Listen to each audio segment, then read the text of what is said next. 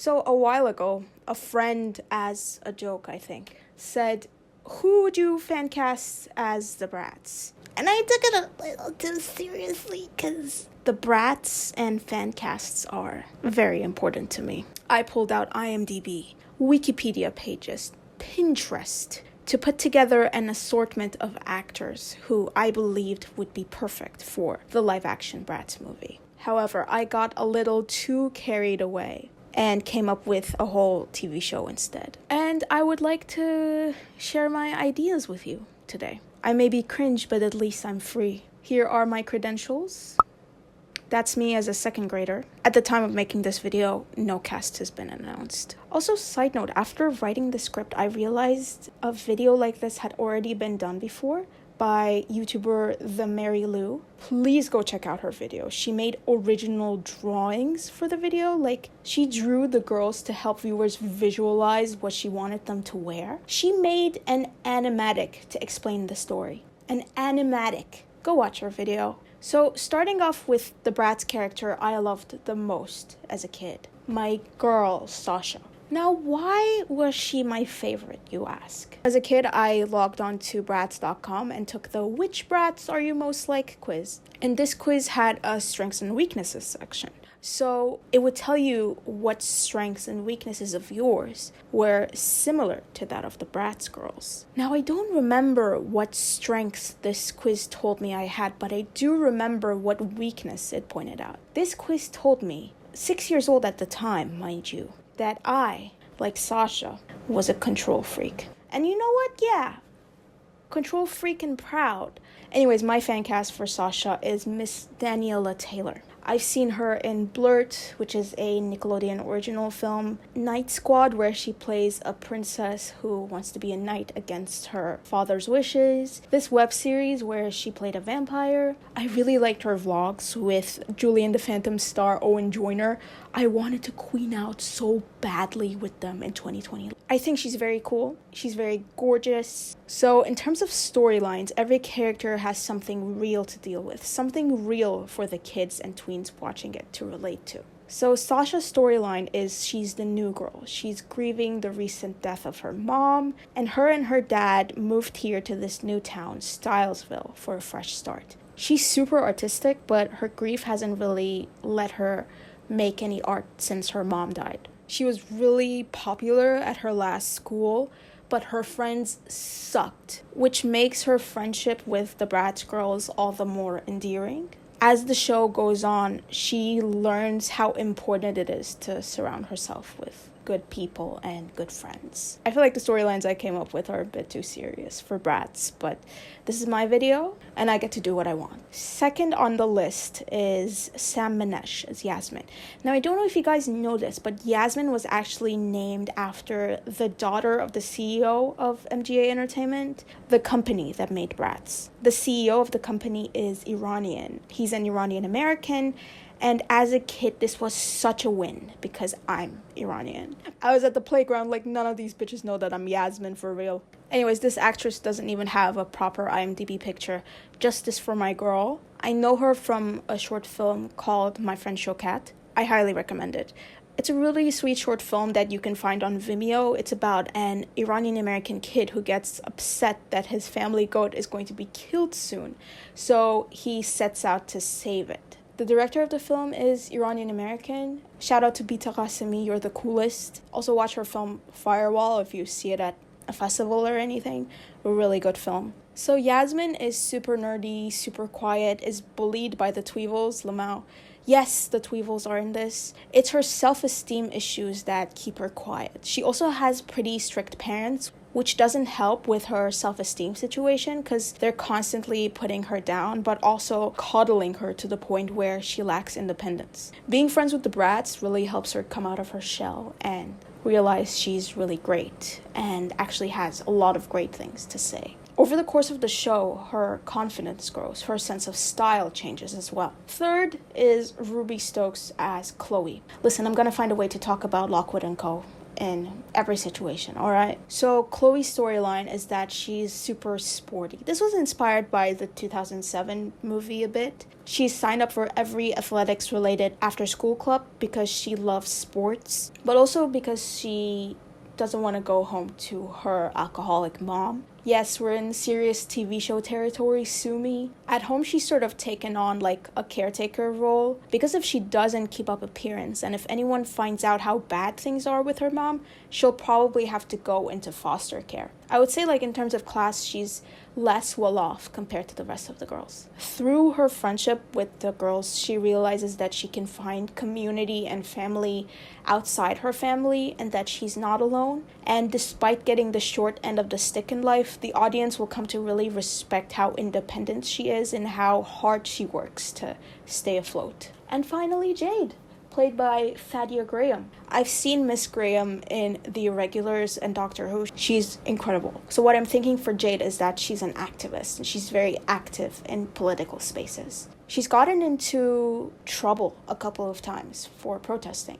She's constantly reading about issues in the world and it's really depressed her. She feels hopeless. She feels like she's one of the few people who's actually trying to make changes in her community and in the world. Through her friendship with the girls, she realizes that she doesn't have to bear the weight of the world alone. I'm also thinking that she's Wolowa Ladalabine, if you catch my drift. So I'm thinking that in terms of how they meet, because, you know, they're all really different. In terms of how they meet, they would have to sort of be put together.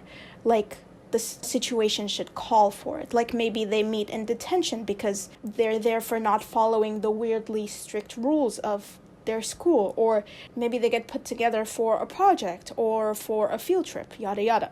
And at first they don't get along, but then they get really close and become inseparable.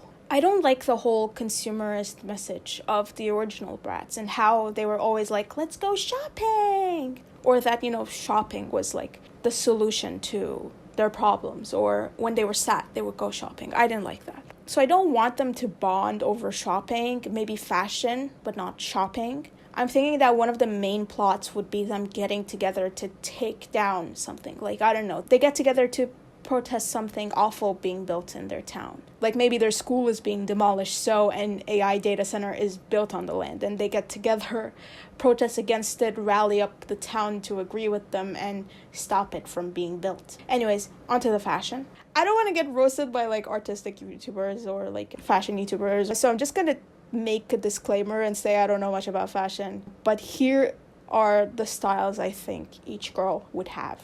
I say I don't know much about fashion, but at the very least, I know not to put them in something like this.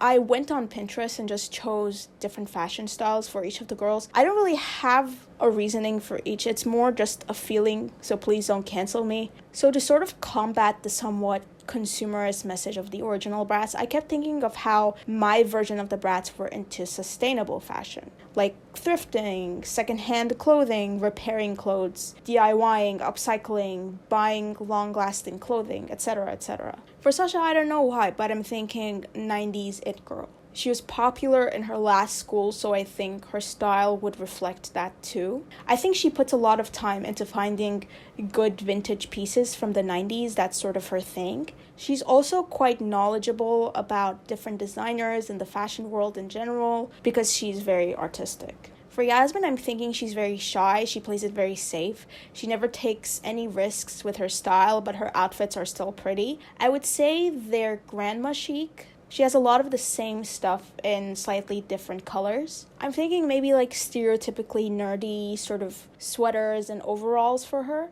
Maybe sometimes she wears long maxi skirts. Her never taking risks changes over the course of the show, just to show her confidence growing, of course. Yasmin doesn't shop a lot, and when she does, she only buys a few pieces and always makes sure to buy stuff that will last long and that the stitching is good, the fabric is in good quality, etc., etc. For Jade, I'm thinking she's very boho chic. Like, make the character who cares about the environment wear boho chic outfits groundbreaking.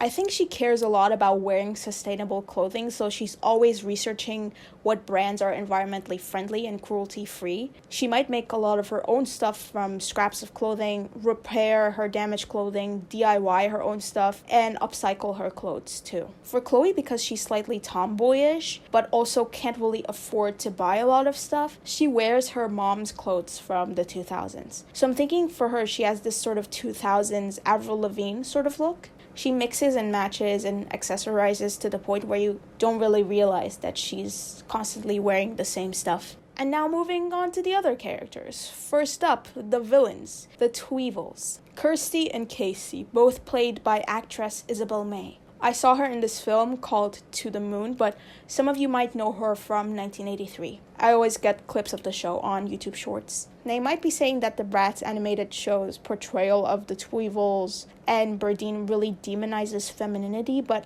I don't see it that way. The Bratz were pretty feminine too. What I think the animated show was actually demonizing was tradition and conservative values. The Tweevils and Berdine were really a stand-in for Barbie, which Bratz was going head-to-head with at the time. So Barbie always being the same character, sometimes being portrayed as a mom, and when I was a kid, it was really hard to find a Barbie that wasn't white, unless you were looking at My Scene dolls, which were made to compete with Bratz anyways. Back when I was a kid, Barbies weren't as diverse as they are now. But then I would look at Bratz as a kid and I would think they're these like cool teens and their main character isn't Cloe. They're all the main character and they somewhat represent a wide group of girls. The Bratz diversity could have been better. I'm not saying that it was perfect. Like I said before, as an Iranian, I always thought it was so cool that Yasmin was, in my head, Iranian. But I know that a lot of girls saw her as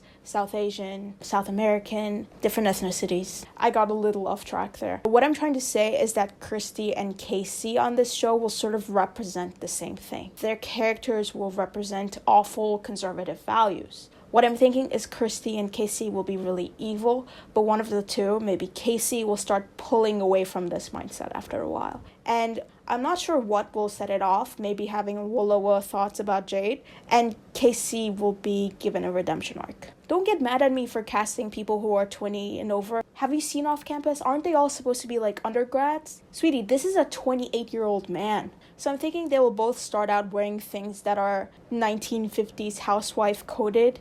Maybe that's too on the nose. And Casey, when she pulls away and puts an end to being pushed around by her sister, her style slowly changes as well, bit by bit. I don't know what that would look like. I tried to look up what the antithesis to the 1950s housewife style is. Maybe she'll dye her hair blue, I don't know. Let me know in the comments. Now for Berdine, I'm thinking she would be the school principal. Maybe the mayor, I'm not sure, I'm leaning towards school principal. Because the whole, they have a fashion magazine and they're also rock stars thing just isn't realistic for this generation.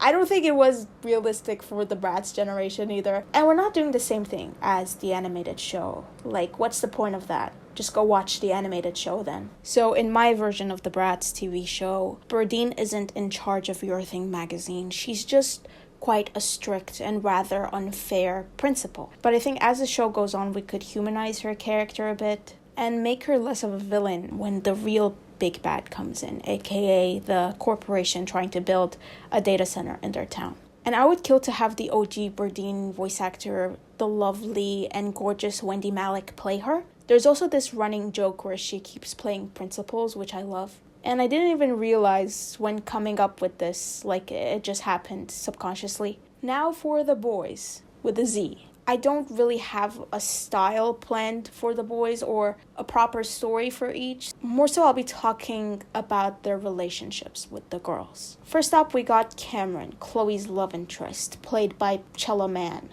Let's look at the material. So Chloe, to not only be able to make some extra money because of how her mom is, but also to have a free meal every now and then outside of school, she starts working at a cafe where she meets Cameron. Chloe is way better at the job than he is, so in a way she sort of helps him out and the rest is history. But unbeknownst to her, his parents actually own the cafe. And the only reason he's working there is because his parents have taken away his monthly allowance and are making him work there to understand the value of hard work and money. We're in Wattpad vertical video TikTok romance territory. I'm so sorry. Next up, we have Ethan, Yasmin's love interest, played by Colton Stewart. Let's look at the material.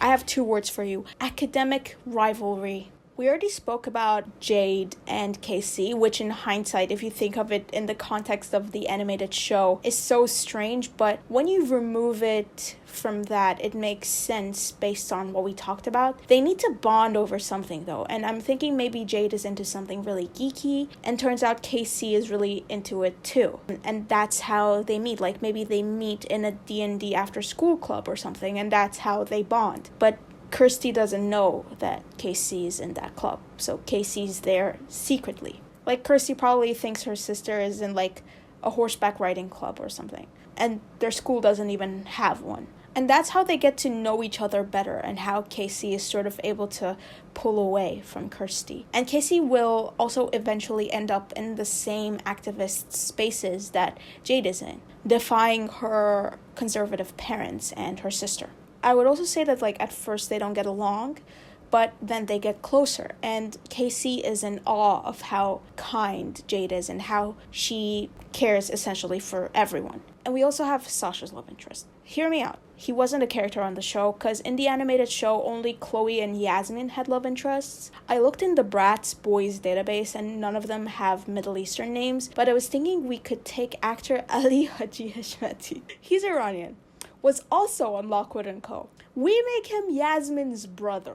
We make him goth or emo to sort of show him rebelling against his, like, strict parents. And we make him Sasha's love interest. Guys, there's something here. Please, like, hear me out. Like, it's the popular girl goth guy trope. Please, guys. You've been making edits of Regina George and Roderick from Diary of a Wimpy Kid. Please! He's rebelling against his parents and being himself. Guys, please! We also have Dylan, played by Kauchani Brat. I'm so sorry if I'm mispronouncing that. I'm thinking, like in the animated show, he will be Goofy, the comic relief, and he will also be MLM, with his love interest being Miles McKenna, playing Bryce. You're welcome. So if I had, like, $1 gajillion and I could make up the dream soundtrack for this, it will be like... And, like, shooting for the moon here, okay? Pink Pantheress, of course. Fifi Dobson. You might think that you don't know her, but not only does she have bops on her own albums, but she's also written some of the best Disney Channel songs, like Start All Over by Miley Cyrus and As a Blonde and Round and Round by Selena Gomez. So other additions to the soundtrack include Underscores, Nemesis, Rina Sawayama, Lolo Zuai. I wish New Jeans could be on this soundtrack. I have no idea what happened to them. And everything I read about their situation is so confusing. Muna, Chloe and Halle. And why not bring back some old Bratz songs? Bring back the old songwriters, singers, etc. Reuse some old songs. They were so gosh darn good. Anyways, if a studio exec sees this and tries to copy my ideas, I will move to Los Angeles and big fat liar you. Like and subscribe.